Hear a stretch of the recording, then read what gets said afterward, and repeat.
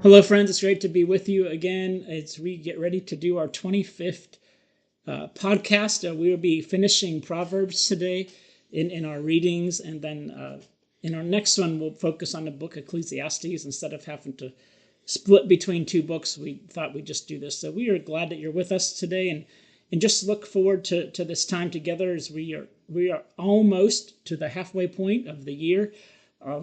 And so we're glad that you've been joining us and hope you have found this time of rewarding in this time of Proverbs.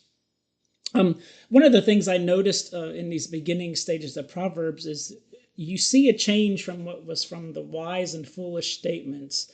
Now, like we just read a whole bunch of the wise things and the foolish things, to now there's a time, it's almost, you can say it's wise and foolish, but it's more like, for at least my Bible was saying, it's like comparing God's wisdom to the limited wisdom of human beings. And which you could say is wise and foolish in a way, if you think about it in the sense. But it was just interesting in the aspect that, and as you're reading, and I kept thinking that in my mind as I'm going through this, you could literally see, okay, this is God wisdom. This is not God. This is human wisdom.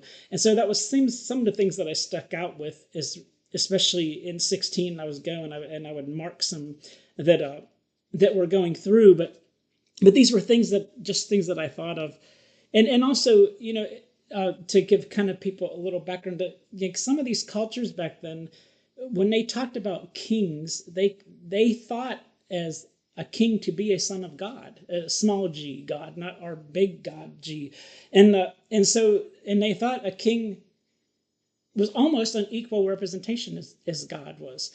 And so it's interesting to see the mediation that would happen between the people, what they said, the people and their small g God, not big G God, is the God and the king. And so, but it was interesting. That was an interesting find in my place when I was reading that when they talked about the kings, a lot of people compared the kings to gods. And it was just a really interesting part for me to realize what people thought of at that time. Well, I think that what underlies that is not so much. Yes, certainly putting the king in the place of God, but more to the point, declaring that society is ordered the way it ought to be. Mm-hmm. Mm-hmm. And if society is ordered the way that it ought to be, then by definition, whoever is in charge is the representative of God. Yeah. And I think that that's the place that we struggle always in modern life, because we know that society is not structured as it ought to be. Yeah.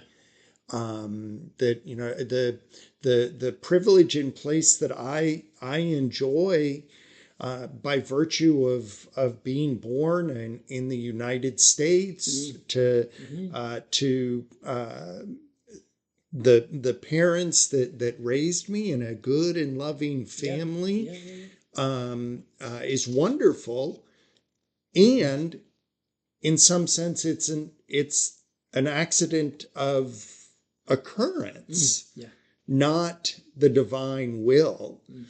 That I should be born as I was, and someone else born in a horrible situation in a developing country with little or nothing to survive on. Yes. Yes.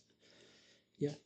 So, like, some of the things like stuck out to me, at least starting in the 16, where there's lots of mention of kings in this aspect, but part of the sum that you could tell the difference between, like, it was just very similar to what we read before in 16 verse 3. It says, commit your work to the Lord and your plans will succeed. It was almost similar to the Proverbs, is it 5, I think, or 3, 5, Trust 6? in the Lord. Yeah, always. Trust in the Lord. You see some of the things there. It says the Lord made everything for a purpose, even the wicked for an evil day. And so as we're going through these chapters, you can even see that, you even hear of the scriptures, like as we're going through them, some of them say, like, well, the Lord made both the the good and the bad, or the wealthy and the poor, that both were made. And so there was a lot, some of them really, especially as we got to 19, talked about differences between wealthy and poor going through. And that's been even in other proverbs as well. You hear this and you see this, but the statement that's made is like, well, God made both. He didn't just say this and this, but God made both, the wealthy and the poor, or the good and the bad, however you want to look at it. That everybody was created by God for that. Or as Jesus puts it in the Gospels, the rain falls on the just and the unjust. Yes. That both are a part of life. Mm-hmm. I do think that it is attractive to think that everything that is happening is exactly the way that it ought to be. Mm. Kate Bowler talks about the attraction of what she describes as a Newtonian universe, where every effect has a direct cause, and that there are a certain number of principles and laws put into the universe. And if I can line myself up with the right principles, then only good things will happen to me. As we talked about to a certain extent when we were going through Job, part of the miserable comforters was their desire to prove themselves righteous, to prove that this isn't going to happen to me. Right. And much of Proverbs comes at that same idea from the other side. I am wealthy, I am comfortable, therefore I must be good. Yeah. It is attractive and yet hard to square that with the world that we see. Yeah, absolutely. Some just thinking of that in some of these statements, and in 16:19 it says, better to be humble with the needy than to divide plunder with the proud. As you're thinking about this, and the focus, the continuing focus, as we've seen through scriptures, the care for the poor. Right. And going through this, and others, in 17 verse 5, it says, those who mock the poor insult their maker, those who rejoice to disaster won't go unpunished. And so it's this whole point of what's important and who we're supposed to be with. And sort of like, as we got into 19, as I was going through and I was seeing these statements, is like, I considered them statements of how to become a better person. And, going through them and just hearing these, like, those who are gracious to the poor lend to the Lord, and the Lord will fully repay them. It's like, how do you be a better person? How do you treat people, in ways that God would want us to treat people? And so, like, and even some talks about, and some people go through this, but I think there's, you can still, discipline is the way. Like you talked a little bit in your sermon about the discipline. You can't be disciple without discipline. And, and that was part of in this reading is like, some say discipline your children while there's hope, but don't plan to kill them, my version says, which you don't, but there's ways that you can discipline children, to teach them the right ways, going through these. Some say many plans are in a person's mind, but the Lord's purpose will succeed. Well, you're looking for ways to please God, to live better. People and long for its own change. Yeah. And to live better for its own sake. Exactly. Yes. That righteousness is its own reward. Oh, there doesn't need to be either a financial benefit to our behavior, or for that matter, an eternal benefit, though we do believe that there is an eternal benefit.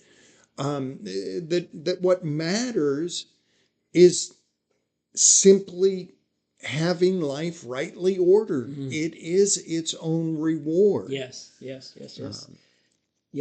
And I think that's, for me, that's a significant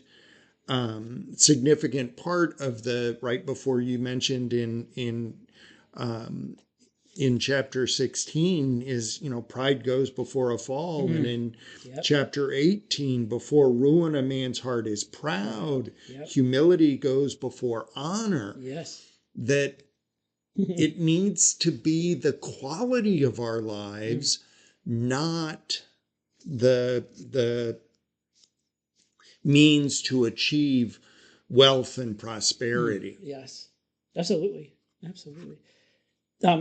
As we continue to go through into things, again, we see this the words of righteousness into 21 as we skip through and go through. Just things like 21 verse 3 says, acting with righteousness and justice is far more valued by the Lord than sacrifice. Again, then you get to the same point of the prideful eyes, an arrogant heart, and the lamp of the wicked are all sinful, but the plans of the diligent end up in profit, but those who hurry up end up with loss. But part of some of the footnotes said, for many ancient worshippers, though offering a sacrifice was like saying, there, I said I was sorry, and now everything is all right, but the prophets of ancient Israel called the people to account. The act of offering a sacrifice wasn't the point. What was required was a fundamental change in the very being of the person. And so when it's talking about these things, about the righteousness and the sacrifice, as they're talking about these points, the point is yes, sacrifice is important, but the point was the sacrifice was to help you become a better person, to help you learn what was the right way to go through things. And I think that's a lot of the point of what some of this in Proverbs is doing, is trying to help we as individuals become better people in our everyday lives. And some of these, you can read and you can, in some, some of these, I could say, you got to work on that yourself. You can see in yourself reading, and in myself, I was like, there's some things that I can see, because we're all human and we all do things, but you could just see yourself and see myself in areas that I know that can do, and one I think is just so prevalent. It may not be everybody, but some say it's like those who guard their mouths and their tongues guard themselves from trouble. And I thought, how many times do we say something, and once you say it, it's hard to take it back because it's already out there. Right. But if you are cautious and careful for what you do ahead of time, if you think before we speak, as the saying goes, it can help not lead us into those troublesome times or inconvenience us with other people.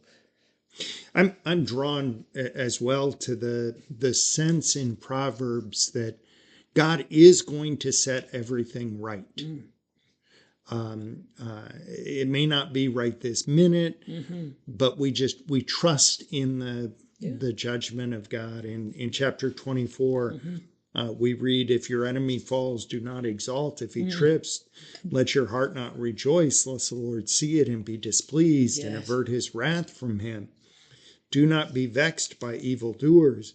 Do not be incensed by the wicked, for there is no future for the evil man. The lamp of the wicked goes out. It's hard to hold on sometimes to that sense that God is going to work this out. That great iconic phrase from Dr. King, that the arc of the moral universe is long, but it bends towards justice. Oh, gosh, yes. And to hold on to that. Yeah. And, in some, going to that same instance, in that same chapter 24, a lot of people think that when things happen that you have to get even with somebody. And some of these circumstances, it's like in 24:28, it says, don't be a witness against your neighbor without reason. Don't deceive with your lips. Don't say, I'll do to them what they did to me. I'll pay them back for their actions. So many times when some people do things, people want to get that revenge or get back for people. And this is clearly one of those things, like, that's not what we're supposed to do. We're not supposed to get that way. We're not supposed to try to get even with people, because it doesn't help anything. It just makes things worse most of the time. in the situations. But you see differences in people, and you see how things go. But it's just one of those situations where people can do. And then I think a big one comes, is similar, is in chapter 25. And this is one that's, I think, sticks out to a lot of people when it talks about caring for your enemies. In verses 21 and 22, it's like, this could stab anybody, all of us. Like, if your enemies are starving, feed them some bread. If they're thirsty, give them water to drink. For doing this, you will heap burning coals on their heads, and the Lord will reward you. I think one of the interesting things about that is that so very often as folks read through Proverbs, they're surprised to see that. See it. They thought that Paul created that phrase in Romans, that's a New Testament concept, that's not an Old Testament concept. And yet here it is, the exact words that Paul quotes. What he's saying, I mean, and it's just one of those things, how these things really stick out, in this instance. And I think part of the other parts that I've seen, I think, that stuck out, and this is probably a popular thing in chapter 27, 17, where it talks about iron sharpening iron. And so friends sharpen each other's faces, but thinking of the being there for one another. Iron sharpens iron. I mean, just that beauty of friendship that you do, how you can hold each other accountable. Part of, like we've talked about throughout, of being in these groups or discipleship groups or ministry groups or whatever, how when you're doing these, you help to sharpen one another in these things, through the conversations, through the studies, through just fellowshipping with one another. It helps relationships bond and in growth and those kind of things. Yeah. I do want to jump back to chapter 26. I think we may have mentioned it, but I think it's intriguing. Chapter 26, verses 4 and 5, literally say the exact opposite. One right after the other. Do not answer a dullard in accord with his folly, else you will become like him. And then immediately after that is answer a dullard in accord with his folly, else he will think himself wise. And there's always a long conversation with folks of, does the Bible contradict itself? Well, I don't actually think this is a contradiction. They're both absolutely true. Yeah. They are both absolutely true. And it's finding that balance of when you do and when you don't, that requires us to have an active connection with God. To know when is it, when somebody is saying something foolish, that I just kind of shrug and go, okay. I've got no answer for that. It's true. And when do you have to say, whoa, no. Yep. And finding that balance can only come when we are living that unified life, that as Proverbs describes it, fear of the Lord, where we understand our place in the structure of the universe. Yeah, that's very good. Very good information, and going through that, because as you said, I think people can read, and that was one of the things I did have it outlined in my thing. It's like, and then in reading my footnotes and things, very much similar to what you said. Other things I think is, as I see, is like in the beginning of 27, I know we talked about our iron sharpens armor. One of the things I talked about, not bragging about tomorrow, because you don't know what that day is going to bring, and how many times I've seen people, and probably myself included in that, things talk about what's coming up, or what's going to do, or what you're going to do, or you can do this, and in a sense we just don't know what that next day is going to bring. And it's almost like we have to take each day as it comes to us to help get through one day before we go through the next. It's like it almost reminded me about in Matthew, is it, and when it talks about don't worry about tomorrow because today has to be it's enough worries about today. Right. And it's like you keep thinking about this, and it's like, gosh, this is almost the same thing as telling us what Matthew's telling us later on, is like we shouldn't be worrying about this. It's, get through today before we worry about what's going on tomorrow. I love the sort of phrasing that gets relates to this in the book of James, that you say I will do thus and so tomorrow. I will go to market. I will do business here. I will do business there. You should say, if the Lord tarries, I will. If the Lord wills, yes, I will. Yes, absolutely. Well, we end Proverbs with a rather, at least for my taste, iconic praise of a capable wife. Interestingly enough, don't know how it is noted in your Bible as you all are reading through, but this is another one of those alphabet phrasings where each phrase corresponds to a letter of the Hebrew alphabet and speaks about the importance of a capable wife, as it is described, a faithful woman, including probably my favorite phrasing of that. Charm is deceitful and beauty is vain, but a woman that fears the Lord is to be praised. Just such a beautiful sentiment, and a call for all of us. Yes, I mean, absolutely. I think that I have more than my own measure of vanity, and I need to remind myself that it is deceptive. Yes, yeah. I think in that same thing you say, you see the whole part of, she reaches out to the needy, she stretches her hands to the poor, she doesn't fear for her household when it snows because they're all dressed in warm clothes. It's like it's the provider in a sense, and having that provider, and as you read this, just thinking about how God provides for us in these senses of going through this, or the vision sometimes we have as the bride and the groom, is the bride being the church and the groom being Jesus, and how we can go through this, and how the church should be doing some things. And I thought you could literally replace this with the church in a sense, and if you worked at this and thought of this the competent wife as the competent church, as I thought about this, and I thought, gosh, this could really change the way we look at things if you